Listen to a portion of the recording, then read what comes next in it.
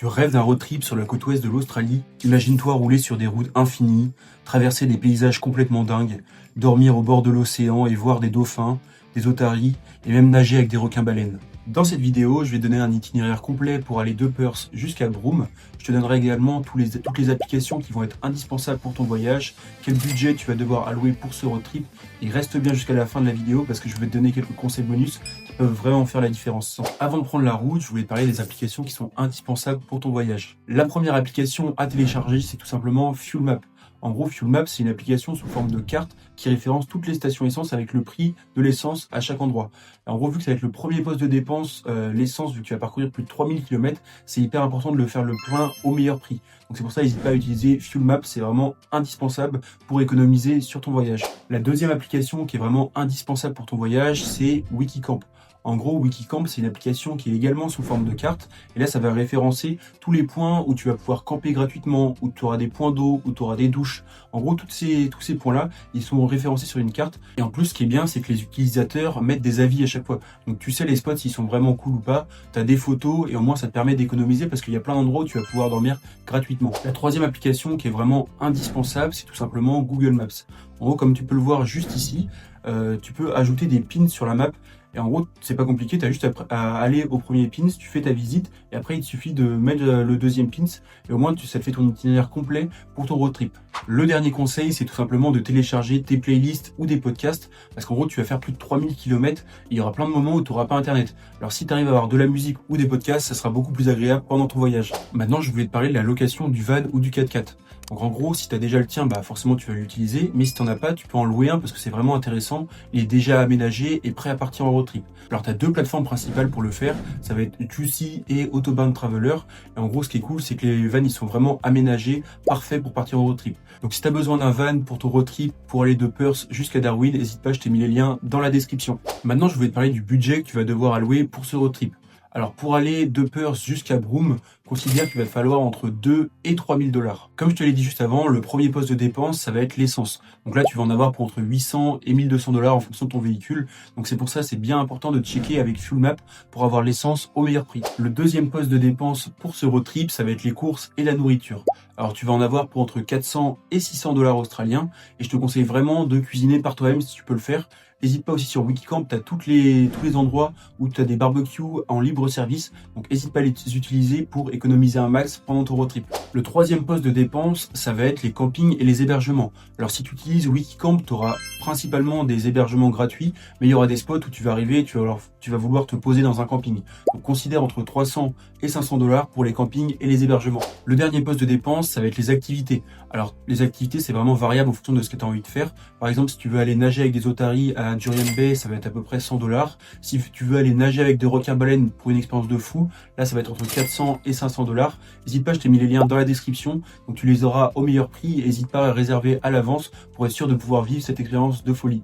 Pour faire court, ton voyage, considère qu'il va te falloir entre 2 et 3000 $ et au moins tu seras tranquille pour partir en road trip. Et si tu as envie de partir en road trip mais sans te prendre la tête avec le budget, à savoir où aller, quels sont les meilleurs spots, tu peux directement le faire avec une compagnie. En gros, c'est une excursion de 7 jours où tu pars de Perth pour aller jusqu'à Exmouth. Tu vois tous les spots de folie et tu as besoin de t'occuper de rien. Tout est compris, de la bouffe, la nourriture, les spots, les transports, tout est compris et ça coûte 1000 €. Donc si tu es intéressé par ce voyage de 7 jours sans te prendre la tête, je t'ai mis un lien dans la description. Maintenant, je voulais te parler du point principal, à savoir l'itinéraire. Donc le point de départ, ça va être Perth. Profites-en pour faire le plein, que ce soit de courses, de nourriture ou même d'essence. Et n'hésite pas à vérifier la pression des pneus, le liquide de refroidissement, l'huile, parce qu'en fait, plus tu vas monter dans le nord, plus les villages vont être petits et du coup, les prix vont augmenter. Donc, tant que tu es à Perth, n'hésite pas à faire le plein de nourriture. Le premier stop dans le nord de Perth, ça va être Yansep National Park. En gros, c'est un spot où tu vas pouvoir faire de jolies randonnées. Et en plus, ce qui est cool, c'est qu'il y a des koalas. Alors, il y en a en captivité et il y en a naturels. Moi, malheureusement, quand j'y étais, j'ai pu voir que ceux en captivité. Mais au moins, c'est hyper cool de pouvoir voir des koalas de ses propres yeux. Le deuxième spot, c'est Lancelin Sand Dune. En gros, c'est des dunes qui sont en bord de mer, donc t'as la mer d'un côté et des dunes qui sont énormes juste derrière. Et ce qui est cool avec ce spot-là, c'est que tu vas pouvoir louer une planche de snowboard et tu vas pouvoir snowboarder sur les dunes. Donc c'est vraiment des sensations qui sont extraordinaires. Et si tu veux, tu pourras poser ton van ou ton 4x4 dans des spots de fou, juste en bord de mer avec les dunes derrière. Et ça, c'est vraiment l'un des meilleurs spots pour dormir, pour commencer ton road trip. Ensuite, tu peux reprendre la route pour aller jusqu'à Pinnacle Desert.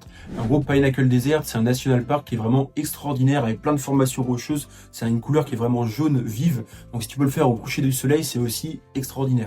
Ensuite, tu peux filer jusqu'à Durian Bay. Et à Durian Bay, il y a une des activités qui est phare, qui est assez exceptionnelle, c'est que tu peux aller nager avec des otaries dans leur milieu naturel. En gros, tu prends un guide qui va te coûter une centaine de dollars et tu vas pouvoir aller nager avec elle. Donc c'est vraiment une expérience à ne pas louper. Après, tu peux reprendre la route et aller jusqu'à Hutt Lagoon. Donc Hutt Lagoon, c'est un spot où c'est un lac rose qui est immense juste en bord de mer. Donc là, vraiment, c'est irréel quand tu arrives ici.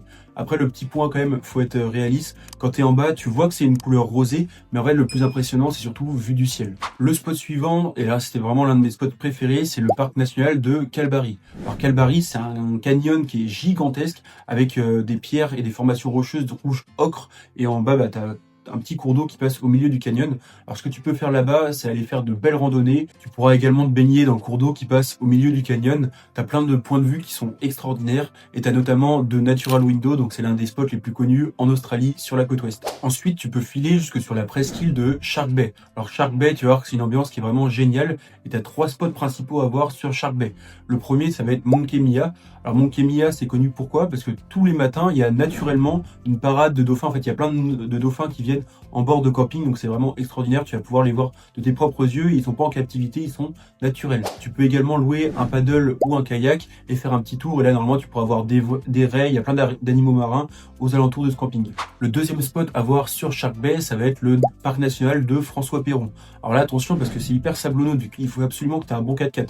Si tu as un van ou un petit 4x4, je te le déconseille parce que c'est vraiment compliqué de rouler sur le sable. Et ce national park, il est vraiment magnifique parce que tu as du sable rouge, des plages de rêve et une eau turquoise. La dernière chose à faire sur Shark Bay, c'est une croisière où tu pourras voir des animaux marins, que ce soit des requins, des dauphins, des baleines, des tortues ou des raies. En fait, tous ces animaux marins, ils sont dans cet environnement-là. Donc, tu vas pouvoir plonger avec un masque et un tuba pour aller les voir au plus près.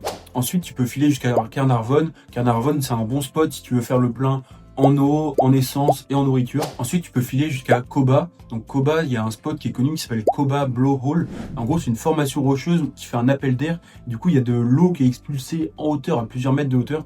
Donc c'est vraiment impressionnant. Donc quand tu passes à Coba, n'hésite pas à aller à Coba Blowhole. C'est vraiment un spot exceptionnel. Si tu reprends la route, après, tu peux aller jusqu'à Gnaralou. Et Gnaralou, c'est un spot qui est vraiment pas mal si tu veux faire du snorkeling ou si tu veux faire du surf. Par contre, c'est vraiment des côtes qui sont hyper sauvages. Ensuite, tu peux reprendre la route et aller jusqu'à Coral Bay. À Coral Bay, c'est l'endroit où tu pourras faire les activités les plus folles de ce road trip, à savoir nager avec des requins-baleines ou aller nager avec des raimentas. Donc ça, c'est vraiment les activités à ne pas louper pendant ton road trip sur la côte ouest en Australie. Mais des fois, c'est bien de réserver à l'avance parce que tu peux avoir beaucoup de demandes. Donc je t'ai mis les liens dans la description. N'hésite pas à réserver rapidement pour être sûr de vivre ces expériences de folie. Ensuite, tu peux filer jusqu'au parc national de Cap Range. En gros, c'est un spot où tu pourras te balader avec ton 4x4. Tu as plein de spots de rêve pour pouvoir faire du snorkeling. Tu as également quelques petites randonnées. En gros, c'est plein de plages qui sont les unes à côté des autres. Donc, si tu veux te poser ou faire du snorkeling, c'est vraiment idéal pour ça. Ensuite, tu peux filer jusqu'à Exmouth. Donc, Exmouth, c'est la ville la plus au nord de la côte ouest australienne. Et en gros, là, tu peux t'y poser. Donc, c'est un spot où tu vas pouvoir te reposer. Si tu aimes bien la plongée, il y a également plein de spots pour pouvoir le faire. Et tu pourras faire d'autres randonnées dans les alentours de Exmouth. Ensuite, tu peux filer jusqu'à l'un des plus beaux national parks qu'il y a en Australie, à savoir le parc national de Karijini. En gros, Karijini, c'est plein de formations rocheuses rouge ocre qui sont gigantesques et c'est un parc qui est vraiment très connu pour les aborigènes. Donc vraiment, à ne pas louper pendant ton road trip sur la côte ouest, le parc de Karijini. Ce qui est vraiment sympa dans ce parc national, c'est que tu vas pouvoir faire des randonnées, notamment au lever du soleil. Tu peux aller voir le mont Bruce, donc c'est une ascension qui dure 2-3 heures et tu as un lever de soleil qui est unique sur la National Park. En gros, tu as plein de spots où c'est des petits oasis, des petites piscines naturelles où tu pourras te baigner, te poser ou sauter des falaises si tu as envie de le faire. On va arriver à la fin de ce road trip et tu vas filer jusqu'à Broome. Alors Broome, c'est un endroit qui est vraiment très très cool pour les backpackers parce que tu as plein d'endroits pour pouvoir faire la fête, notamment des douves. Donc c'est des soirées qui sont organisées sur la plage. Et tu as également Cable Beach. Donc Cable Beach, c'est l'un des spots où tu verras le plus beau coucher de soleil de toute ta vie parce que tu as l'impression que le ciel il s'embrasse tellement c'est magnifique. Maintenant, je voulais te donner quelques conseils bonus pour éviter les galères. Le premier, c'est que tu vas faire pas mal de national park pendant ce road trip. Et en gros, plutôt que les payer individuellement, tu peux prendre le pass national park du Western Australia et au moins tu vas payer un petit peu plus cher la première fois, mais tu as accès à tous les parcs nationaux et sur le long terme, ça te reviendra beaucoup moins cher. Le deuxième conseil bonus, c'est de bien faire le plein, que ce soit d'essence ou d'eau, parce qu'en gros, il y aura plein d'endroits où l'eau elle sera pas potable, donc c'est bien que tu aies une bonne réserve d'eau. Donc tu peux aller dans les Coles ou les Woolworths et prendre des jerrycans de 5 litres, au moins tu es sûr de pas manquer d'eau pendant ton road trip. Il y a plein de moments où tu vas faire de grandes distances, donc quand tu auras l'occasion de faire le plein, n'hésite pas à le faire parce que si tu tombes en rade au milieu du désert australien, ça risque d'être vite galère. Le dernier point, c'est fais attention à la conduite, donc à pas conduire de nuit, ni au lever du soleil, ni au coucher du soleil, parce que malheureusement les kangourous, ils ont tendance à traverser au dernier moment, et si tu te prends un kangourou avec ta voiture et ton van, ça risque d'être vite galère parce que en gros ça va être des réparations qui vont être énormes. Donc essaye de conduire de journée et d'éviter de conduire trop au lever du soleil ou au coucher du soleil. Voilà, maintenant tu as toutes les informations pour organiser ton road trip pour aller de Perth jusqu'à Broome. Si tu veux d'autres conseils pour voyager ou réussir ton PVT en Australie, n'hésite pas à mettre un petit like, un commentaire et à t'abonner. Et sur ce, je te dis à la semaine prochaine pour une nouvelle vidéo. Ciao!